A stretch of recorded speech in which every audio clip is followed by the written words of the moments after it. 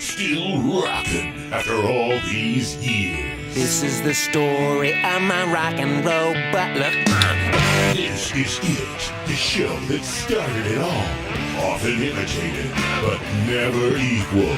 From San Francisco, USA. Online since 2004. It's the one and only Rock and Roll Geek Show. With the original Rock and Roll Geek, Michael Butler.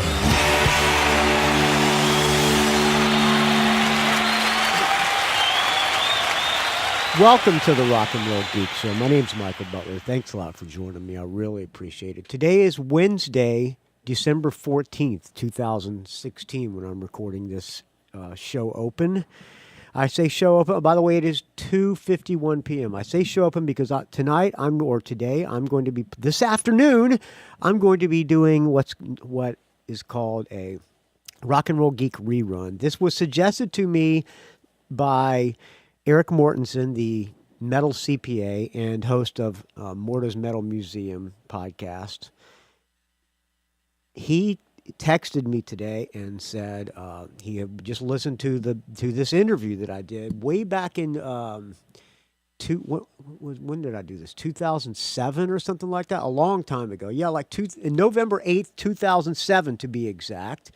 That would be, 20 years ago? I don't know. Math ain't me forte. All right.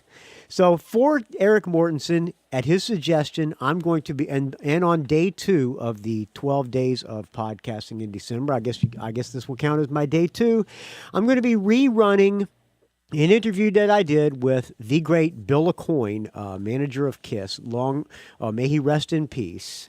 He managed KISS, and he managed Starz, and he managed Billy Idol. He managed, didn't he manage Billy Squire as well? And this band Lordi, a legend, a rock and roll legend. And he, thanks to my ex-super producer Shane, who lined this up, this was a great one, man. I cannot believe I talked to him, but I did. Back in 2007, and that's what I'm going to play for you now, friends. I don't think I'm going to play any music. Just going to go right into the Bill Aucoin interview. I could not find it, actually, because all my old shows, if you go back into the archives at rockandrollgeek.com, a lot of the old shows you can't listen to because they were on the Pod Show or Mevio servers, and Mevio, the links to all the episodes were links to Pod Shows, to files that were on Podshow servers, and Podshow deleted everything in Mevio when Podshow became Mevio. So those were lost for good, and I have most of them on one of my mini hard drives, but I could not find the finished product of the Bill Aucoin interview. I don't know. I think Eric Mortensen might have listened to it on YouTube. I don't know, but I did manage to find the raw file of me interviewing Bill Aucoin. So I'm just going to play that for you. Screw it. Just unedited, which I didn't edit. A lot of times back then I would edit music into, and I don't know if I even did that because I can't go back and listen to this episode. I don't have the episode on my computer anywhere.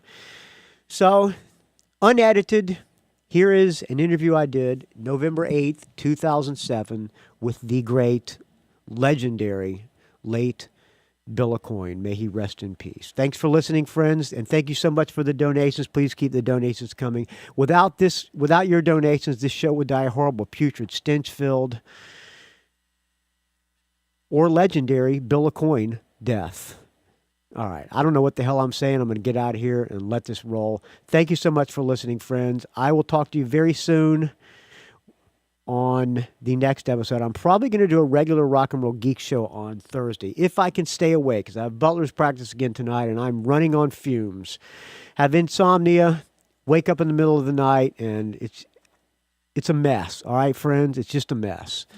All right. Thanks for listening. Here's Bill Aucoin. We'll talk to you soon. Hi, I'm getting ready to call Bill Aucoin. I'm a little bit nervous, as usual, so here we go.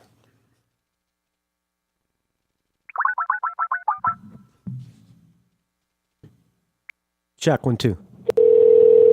Going Globe Entertainment, this is Nick. Hello, could I speak to Bill Aucoin, please? This is Michael Butler. Hold on, please.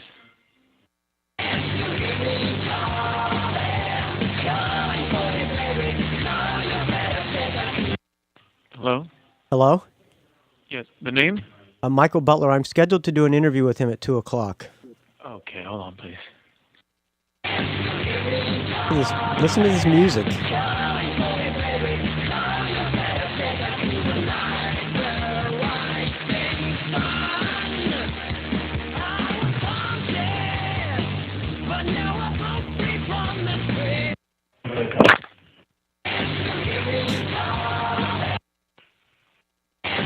I love this music in the background. Hello? Hello? Yes, Michael. Hi, is this Bill Aucoin? It is. Hi, Mr. Aucoin. Thanks a lot for doing this. I really appreciate it. That's okay. I'm glad we finally got to do it. I wasn't sure. Yeah, I know. You seem like a very busy man. Yeah, it's been a little nuts, so to say the least. But in any case, let's do it. Okay, so what are you doing nowadays? Well, I mean, other than working with Lordi and a few other acts, well, we started a new company, and the company's called Aucoin Globe, and I got out of the business for a while. I was kind of lost with the whole hip-hop thing. That wasn't my style, and I loved rock and roll. And ironically, a friend of mine who has become my partner told me about Lordi, and I said, well, Eurovision has never been my favorite. He said, oh no, you have to look at this, you must look at it. And I looked at it and obviously was very surprised, and I said, you know, this is really phenomenal. I think we could help break this group around the world, but they probably have a manager and so forth. So I called Tommy, who happened to also be the president of the KISS fan club in Finland, and he said, oh no, our manager has left and we're going to be looking for another manager. So I said, well, can we come over and spend some time with you? And we actually did. We actually went on tour with them for about a week. And after that, we all decided to get together. So that kind of started a whole new phase of my life, and very exciting. And there's a couple of other acts that we handle in the States here, but that kind of got everything all started again, and that's pretty much what's happened certainly in the last 8 or 9 months. I don't know a lot about Lordi. Did you manage them after, or did you come on to them after they won that contest? It was some kind of like during the contest actually, and but hold on a second. Let me see who this is here. No, okay. In any case, I had heard about them during the contest, and I actually watched during the contest. And after the contest is when we got together, when they went on tour, and so that's where we finally got to meet each other. Did they have? Now, I really should have done my research on Lordi, but did they have a record out yet? Yes, yeah, they're signed to Sony in Finland. Okay. And it's called Rockalypse. And yes, you should have done some homework. You're absolutely correct. Well, I know. Yeah. Go ahead. You managed. Well, you kind of were. I grew up in the '70s, so there's some of my favorite bands that I don't really need to do research about because I love these bands so much, like Starz. I wanted to ask you about Starz, but if you want to finish up on Lordi, I would like to do that. No, that's it. I mean, Lordi, we just finished a couple of tours. They headlined with Ozzy on Ozzfest this summer, and they just finished a tour with O Negative and Type O Negative, and that went exceptionally well. In fact, the last show was last night, and they're on their way back to Finland today. So that's that, but that's going incredibly well. Okay, so anyway, guys, ask me about some of the other acts. They were touring the States? Yeah, they did. They headlined with Ozzy at Ozzfest all summer. Okay. Or not all summer, for about a month and a half. Okay. And then, and they just finished the tour in the States with O Negative. So. You think it's going to be possible to break that band in the States? Yes, of course. Do you think I would get involved if I didn't think that? Right. You sound like people who asked me the same question in the '70s with Kiss. Well, do you really think you can do anything with this band? Well, I was a Kiss fan, so I would probably be a Lordi fan too. So I'm actually hoping that kind of stuff does break. Well, you investigate it and you'll get the whole impact of it, and it's good. So, good. Let's move on, Michael. Go. Now, there was a band. One of my favorite bands was Starz. And I've actually had them on the show before, and I've actually become friends with those guys. How did you meet the guys in Starz? Well, Starz wasn't my signing actually. It was Sean Delaney who found them and loved them and brought them into the company, and of course we signed them to Capitol. And we went through a number of albums. Capitol never really totally got behind it. I really think the head of promotion at Capitol really wanted to have a solid radio hit, and he never thought that they had a solid radio hit. And so it was, and that kind of was always a real pain because we just couldn't get through. And and the head of promotion at a major label then was really like a god at the label. I mean, the other was a president and head of A&R, but nothing happened unless the head of promotion was, really behind it. And he kind of gave us some latitude about doing things, but he never really got behind it, no matter what we did. And believe me, we tried to get him to get off his chair and to really get behind Starz, but it didn't happen. And Aucoin management, we put about $500,000 behind them, and touring and everything else that Capitol didn't. And so when it started all coming apart, when Michael's wife left him, and the record company wasn't sure they wanted to do another album, and it was just, and Sean wasn't sure about the band anymore. It was kind of one of those things, and we dropped them, which I don't think they appreciated very much. I mean, I think that they thought that if we kept fighting, that something would happen, but we had gone so far because it was really Sean's project. I mean, when he kind of thought it was kind of over, or that it wasn't coming together, that's when we finally made the decision. And also the cost of doing it all over again with another label and everything, it was just not going to be in the cards for us. But in any case, I know that the group always felt bad about it and kind of assumed I just dropped them and didn't care. But the truth of the matter is, I mean, I love their music. I mean, and obviously you do too. If you listen to those albums, some of the songs are great and the lyrics are incredible. I mean, Michael was just phenomenal. And so, I mean, it's a strange industry. I think if I had to do it again, Michael, I probably wouldn't have given them so much at the beginning. Having the big show, going out with Kiss, having everything happen too quickly, and I think when Capitol didn't see the big reaction from everything we were doing, that kind of turned them off, and it kind of was a backlash, I guess. I think if I were doing it again, I would do it slower. I'd let them start in smaller clubs and let the fans build up before I would go as far as I did. But, it's one of those things that happened, and although I felt bad about it, we had to move on. So in any case, go ahead. Well, I think Michael Lee Smith was one of the great frontmen of all time. And for this radio promotions guy, no radio hit. He didn't hear any radio hits. I think that all those records from top to bottom were practically all radio hits, in my opinion. Well, he never thought so. He didn't believe it, and I just couldn't get him off center with that. He just did not believe there was anything that radio. I assumed that he went to radio and he just didn't get the reaction he wanted, and when he didn't get the reaction he wanted, he went on to the next Capitol act. That's the unfortunate thing about being with a major label. If it doesn't happen when they start working it, then no matter what they tell you, they go on to the next. They go to the next artist, and I think that's what's happened. And after we went through a couple of albums, either he just didn't like it enough, or he wasn't behind it enough, or didn't believe in it enough. But when nothing broke, by the time we get to the third album, it was pretty much over. Although I had a great relationship with Capitol from the president down, and I think they wouldn't have even gone to that third album. I think it had gotten that bad, but.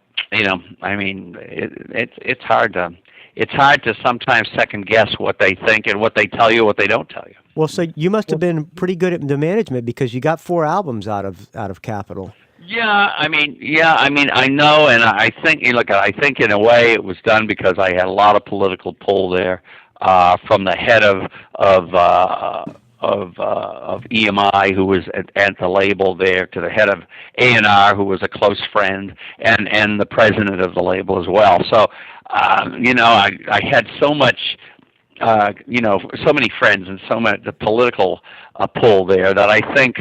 I think what happened is they kept saying, "Oh, let Bill do another, let him do another album." Where I don't think they would have, again, I think our biggest stumbling block there was we never ever got through the head of promotion. Just never happened, and it was pretty obvious by the time we got to the third album. And I think again they did the last album was done, I think, because I had political pull there and I had so many friends there that they said, well, maybe let's give him one more shot. I think, I think by that time the promotion department had written us off. And ironically, I think those last two albums are their best albums. Well, I think if you go back and listen, they're quite spectacular, and I kind of hope that some other artists might cover some of the songs that Michael wrote, because I think some of them are incredible, but it's like a lot of times, no matter how hard you try, it isn't in the cards, or at least it wasn't for us then. Do you ever talk to those guys anymore in Starz? Yeah, Richie Rano I talked to quite a bit. I was at a performance with Michael and the surviving members of Starz, and Doobie wouldn't even talk to me. He was really? So pissed off at me. Oh yeah, he went down to the dressing room. I walked in to say hi. He wouldn't even talk to me. I mean, he's still holding it against me without a doubt. So I guess they blame you for not being. Capitol. Oh yeah. I think Capitol never really had a finger on the pulse of rock music. Well, it's very possible. I mean, again, it was, you're in the midst of it all, and you want it desperately to break, and you know that the artists are talented, and you love the material, and and that's why I put so much money behind it. I mean, for me to decide to put $500,000 behind it, and we never told the guys that at all, because I was waiting until they broke, and then we'd say, well, look, if we're going to recoup the money or whatever, but because there was no reason to at the point they were at, and but it's as much as we were for them, I couldn't crack that guy. So actually, at the end of your relationship, they kind of owed you money. Well, a lot of money. It probably was closer to $1 million by the time we were done, and they never really knew how much we were behind them, and really tried desperately to break through and put as much finances behind it as we could. The touring was terribly expensive for a band that didn't really have any money coming in, but we let them do the big show and we let them do everything they wanted pretty much, and it was but that's because we believed in them so much. It was really at that point when we were trying to break them, was a top priority. It was Kiss and them, and so yeah. It was a hard one to learn. Let's put it that way. Do you think that if you didn't have such success with Kiss, that you may have tried to go back and collect that money from them? No, I know that they were unhappy about everything. We were obviously doing very well with Kiss, and I just let it go. I never made an issue of it. I don't think they even know how much we put behind them, to be honest with you. Well, I think a lot of people will agree with me. I think they were one of the most deserving as far as the quality of songwriting.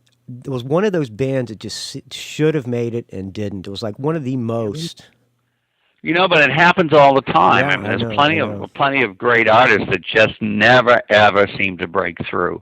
I see them all the time and say, "Oh my God, what an incredible artist or incredible band!" And they had their shot, and nothing ever happened for whatever reason. And it's sometimes it is the luck of the draw. It is who happens to be at the right place at the right time, and those things you just can't control. Yeah, I guess that would be. Would you consider it a management failure? I don't think. I don't think it would be a management. Anytime it doesn't work, you consider it a management failure. I mean, the only thing that I got out of it is you learn from it. You learn probably what to do or what not to do, or how to try to make it work a different way. As I said before, I think I don't think I would have done it quite the same way by putting so much money behind it, giving them everything at first. I would have probably started it smaller and let the fan base grow first, and then come in with whatever they needed. So it's a learning curve that you take, and I mean, I've made a couple of certainly. And listen, that one at least we got behind, and we really wanted to break. I mean, the one I keep getting hammered about is turning down Van Halen. Yeah, that was one of my questions. And they desperately wanted to be with us. It wasn't like I was trying to catch them. They really wanted to be with us. So you never know. So what happened with the Van Halen? Now that you bring up the topic, did you just not like the band, or just? No, it's not that I didn't like the guys per se. I learned a big lesson there. I flew them to New York instead of going and seeing them in their own element with their own fans, and that was kind of taking them out of their own comfortable environment, put them in a rehearsal studio, and to see what it was like. Well, everyone was nervous. David didn't sing that well. I wasn't sure that there was a song that we could really get behind, and although Eddie was good, it was the band au total. So I said no. Of course, they remind me every time I see them. And but a couple of years later, I had lunch with Ted Templeman, and I said, you did Van Halen, and I turned them down. He said, well, I did too. I said, what do you mean? You signed them? He said, no. I wanted to sign Eddie. And then when the band said no, we're a band, I wanted to get rid of Dave and put Sammy Hagar in from the beginning, because I knew that Dave didn't have that good a voice. And I said, holy cow, And then of course that it was Ted Templeman who did the covers of those great songs and those great arrangements that broke them. Really? Ted Templeman did the arrangements on the cover tunes. He did everything. Yeah, he did everything. He produced them and did the arrangement. Yeah, so he knew that they didn't have a song either. He said, I knew they didn't have a song. That's why we did the cover tunes.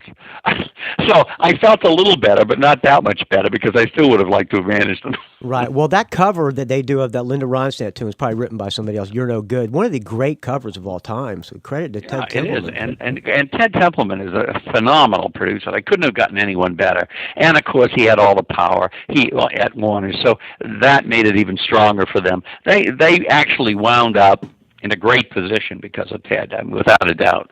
And obviously, I love what they've done and everything, and obviously feel bad that I didn't sign them. So, well, there are these rumors now about when Gene Simmons, supposedly, he claims he discovered Van Halen. So this is around the same time, I'm guessing, right? Yeah, it is. And, actually a lot of people did. The reason wasn't just Gene. A few people told me about them from the West Coast.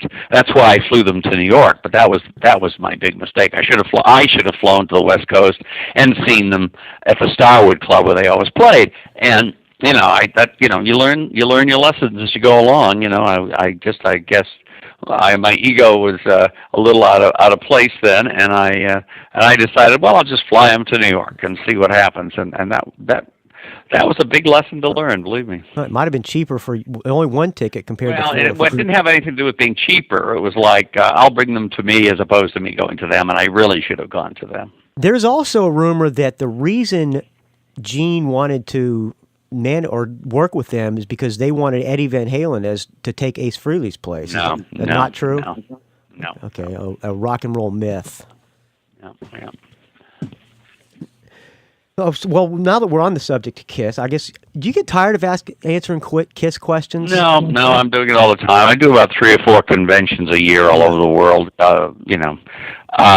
Kiss conventions, and so I get questions all the time, whether I want it or not, so ask me. Well, there's some super Kiss geeks, and I'm not as knowledgeable. Those guys will ask questions like they're super hardcore questions that I have no idea about, so I'm going to keep it a little bit more general. Okay. So you've probably been asked this. Michael, you didn't do your homework. Well, well, actually, Kiss. Well, you did about Starz, but Starz backwards and forwards. Well, okay. Kiss got me. Kiss was what turned me on to rock and roll. They made me want to play in a band, and they were my Beatles, as probably most of these kids. But most of these kids that go to the Kiss conventions aren't musicians. They're just like super Kiss geeks. Right, exactly. And they're I would equate them with people who like Star Trek. They collect all the figurines and all that stuff. Well, they do, but I find a lot of Kiss fans in bands who said I wouldn't have picked up a guitar, I wouldn't have played the drums, I wouldn't if it wasn't for Kiss. Absolutely, so absolutely. It goes both ways. Yeah. How did you meet the guys in Kiss anyway? That's probably the question you've been asked most. I know. Probably. I was working in television and film. I was a director, producer, and I did a television show about contemporary music for, which was on NBC and everything. And they wanted to have younger fans, basically, to the network. They felt that the network was kind of skewing too old, and so I did a show called Flipside, which with contemporary artists like John Lennon and Stevie Wonder and when I did these shows, every week they would say, "That's not what we meant, Bill. Don't you understand? We're the network, and we should have people like Barbra Streisand and Frank Sinatra." I said, "No. This is contemporary music. This is going to appeal to a younger audience, and that's what you asked me to do, and that's what I want to do." So, anyway, so the bloodletting happened every week, and after I finished the 13-week series, I said, "I can't deal with this. I'm not going to deal with this. I think I'll go into the music industry, on music side." And Gene used to see my name at the end of the show every week, and he'd write me handwritten notes about please come and see Kiss, please come and see us, and so forth. And after it was over, I was out to dinner with an account executive who was from an agency that was sponsoring the shows. And I said, I'm going to go and see this group. Do you want to come along with me? And he said yes. And we would go to this old sleazy hotel called the Diplomat. And literally with holes in the floor and everything else. It was really bad.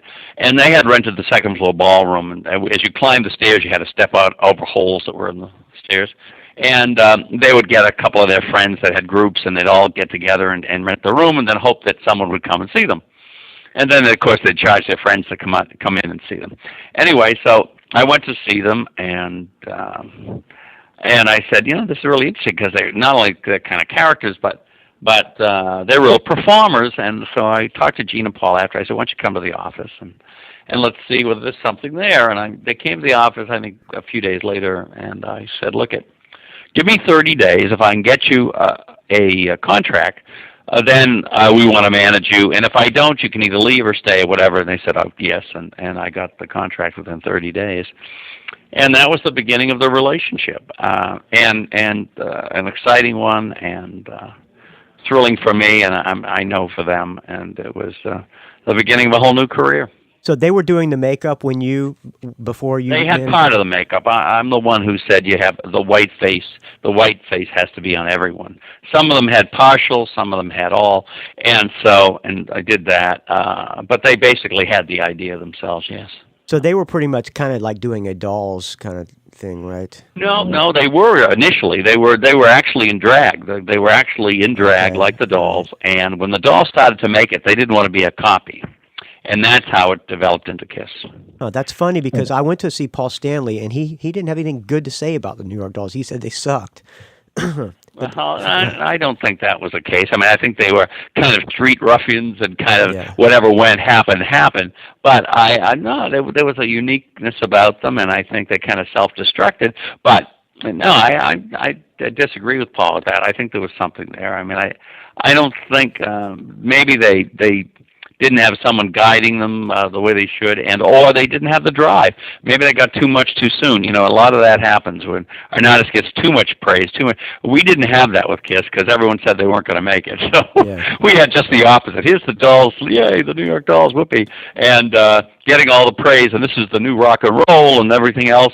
And oh no, not Kiss. Kiss with that makeup and everything never happened. So we were at the opposite side of where they were, certainly. So that was the first band you ever managed, was Kiss? Yeah, well, technically I managed a group in high school that I signed to Verve Records. Nothing ever happened because Verve changed their head of the company, and they got bought out and so forth. So that all kind of didn't happen, and I really didn't know what I was doing. I just found a band that an artist I thought was great, and they said, "Yeah, we'll sign him," and it came and went kind of. But the first time I ever really seriously did it and was in a position to do it was Kiss. So did you just always have this feeling that you just had the management skills in your blood? Well, but I always had the feeling I was a director. See, in television, I directed the shows as well as produced them. So I always felt that if I'm going to go into management, I want to give artists direction. And of course, the Kiss show made it even more. I mean, I certainly was into doing that, obviously. And so it was a perfect fit.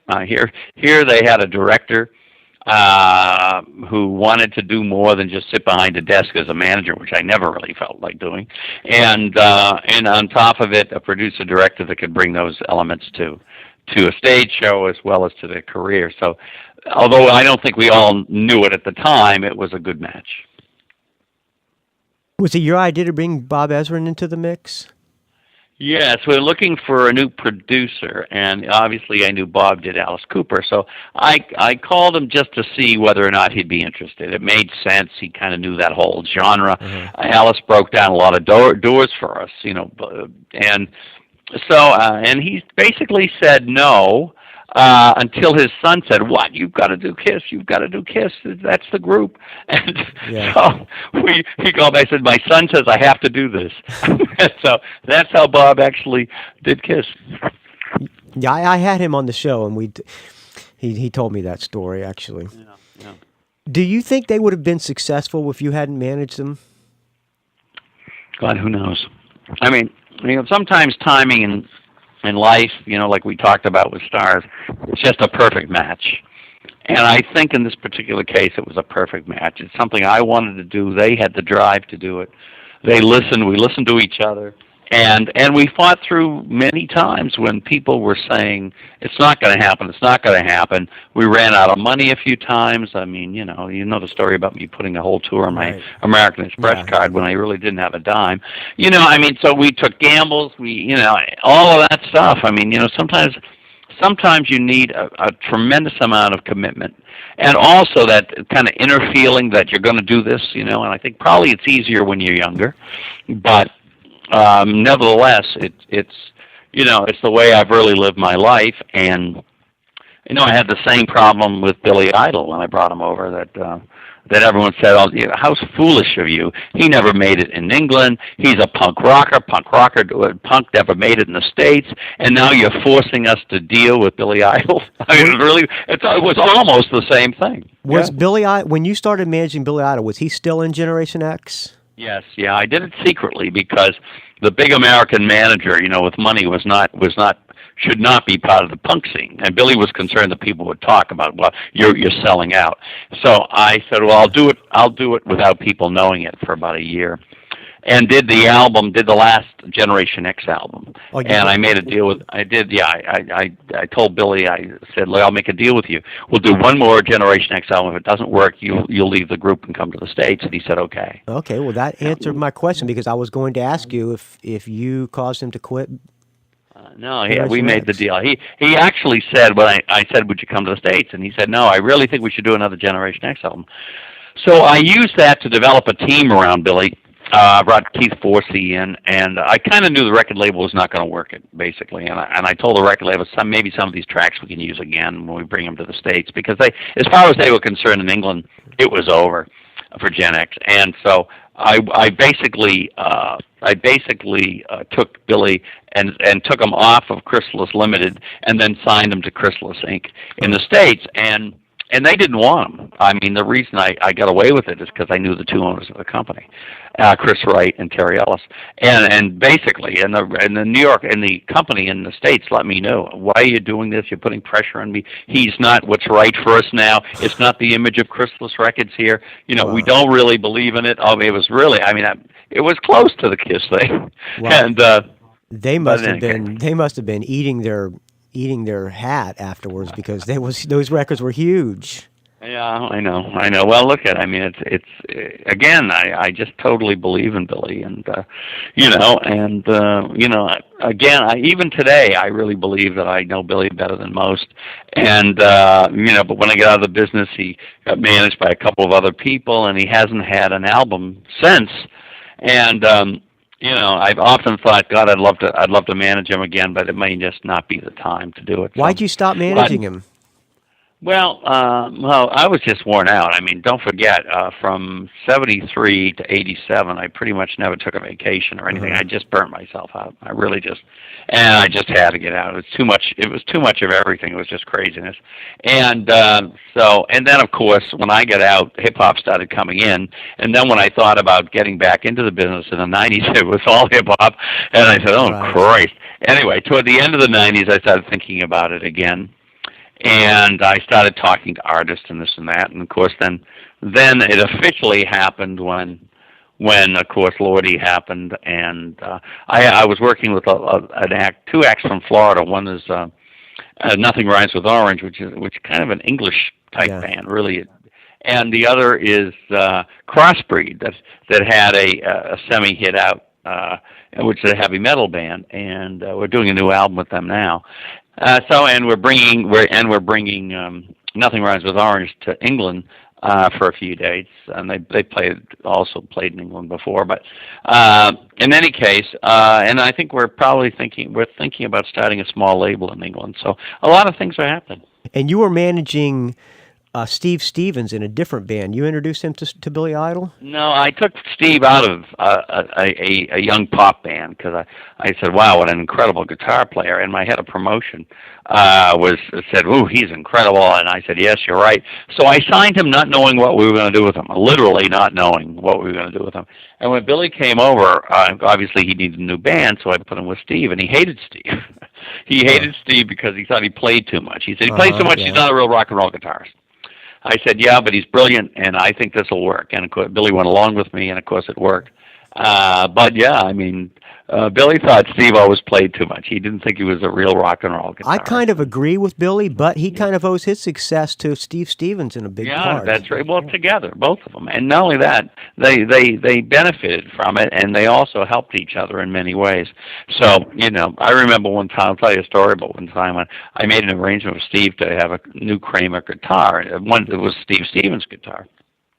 And he designed it. It was multicolors, and he comes in. The prototype comes in. It's gorgeous, and it's just shiny new. And we're in the midst of the studio at Electric Lady doing Rebel Yell.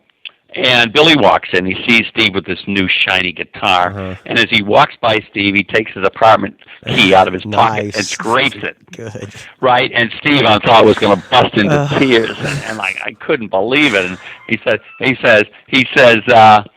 says, why did you do that? Hold on. I just have to take this a second. Hello? AJ. Okay, we're going to unlock the door because they locked the doors. Okay, I'll send. Okay, very good. Alrighty, bye. Michael, they're here. Go ahead and they're about a block away. Okay, sorry, Mike. I'm sorry. 5 more minutes if you have the time. Go ahead. Yep, go ahead. I kind of lost my train of thought now. So Rocksteady. I was finishing. That's when Billy scraped the guitar. Yeah. And Steve was almost in tears. And anyway, and Steve says, "Why'd you do that? Why'd you do that?" And Billy's walking into the control room. He looks back and he says, "'Cause rock and roll isn't pretty." Yes, there you go. Was it still Rocksteady Productions when you were managing Billy Idol? No, it was Aucoin, Rocksteady Productions and Aucoin Management, and but Rocksteady was really set up for Kiss, and oh really? Okay. So that was that, but it was. We still had it, and in between we did Billy Squire. So yeah, you did Billy Squire and did you do Billy Squire and Piper? Yeah. Okay, yeah. So I'm the one who told Billy he had to go solo. And only because he was strong, and I think initially he was concerned about going solo. He wasn't sure he could do it. So that's how Piper happened. But then, and I said, "Look at Billy, I don't think you're too strong. It's never going to happen with you just kind of diplomatically saying, okay, it's a democracy. It's Piper band." And I told him, I think you have to go solo, and that's when that happened. So. Now, that leads me to something that kind of ties in with Paul Stanley. There were always rumors about Billy Squire and as well as Paul Stanley about their sexuality. Yeah. Do you think, I don't know if they were gay or not, and I don't care, really, but do you think that if they were, and if they came out of the closet when they were on top, do you think it would have affected their success? Well, that's something you kind of have to ask them. I don't know. As a manager, it really depends on the time. It's like everything else. It's all timing, and sometimes things affect other people, and sometimes they don't. A rock and roll fan might not have, or it might just confuse them, or whatever. And but in any case, one way or another, there was never any indication that they were. I mean, I think that because they, in some cases, people just thought that they were, but there was never any indication they were. Well, when I was a kid, I just assumed, it was always just like everybody, it was like assumed knowledge. Oh, Paul Stanley, he's bisexual. It was just like assumed that he was. Let me just assume that he was, just for the sake of it. If he came to you and said, Bill, I'm thinking of coming out of the closet, would you have advised him against it or said do what you want to do? Probably at that time, yeah. If that had happened, I would say I don't think the label or anyone else is going to get behind it. I think it's going to be afraid of it. And if that was the case, I would have said that, because the time and place, things have changed over and over again since then. And it's I just think it would have been the wrong time, especially in the middle of putting out a new album or doing something. You can only handle so many challenges at once, and you shouldn't put yourself under so much pressure. I mean, if you really want to do it, that's something else. If it's something that is close to your heart, and no matter what it is, and you have to do it, okay, then what you do is you sit down with everyone and say, here, how are we going to do this? How's the best way to do it? But I think if you don't have to do it, or if it's not so close to your gut, then I think you got to be very realistic, and I would have advised them certainly not to do it if that had been the case. What about in the year 2007? Would you still advise the same? Well, I think they could certainly do it now, and I think that no matter what the right-wing movement is in this country, the next generation doesn't have that feeling, and I think that anyone could easily do that today, I think, and as long as they were strong within themselves. I mean, they can't be weak, because there's going to be controversy, and there's going to be a battle over it no matter what, whether it's big or small.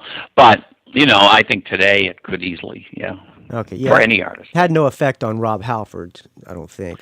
No, and I took Rob on quite a few tours with Kiss, opening up for Kiss. Oh, really? So, oh, yeah, yeah. Okay. One last question. This is kind of just something I'm curious about. When you were a kid, what did you want to be when you grew up? I wanted to be in the entertainment business. I think I wanted to be in television and film. I mean, that's where I was headed, and there was no question about it. It's one of those odd things that changed my life, that introduced me to Kiss, and then that happened. But there was no question that I saw myself as a director in film and television, and that's where I was headed. And that's where it was set up to me, and I had all the opportunities. I directed commercials in New York and won Clios, and did some shows, pilots, of which the one was Flipside and was picked up. So I mean, that was really where I was headed. And you never know. Life takes certain curves, and you have to deal with it. So that's it. I have to go, Michael. Well, Bill Aucoin, thank you so much for coming out. It was a real honor to talk to you. Okay, Michael. It was great talking to you. Thank as well. you. Bye.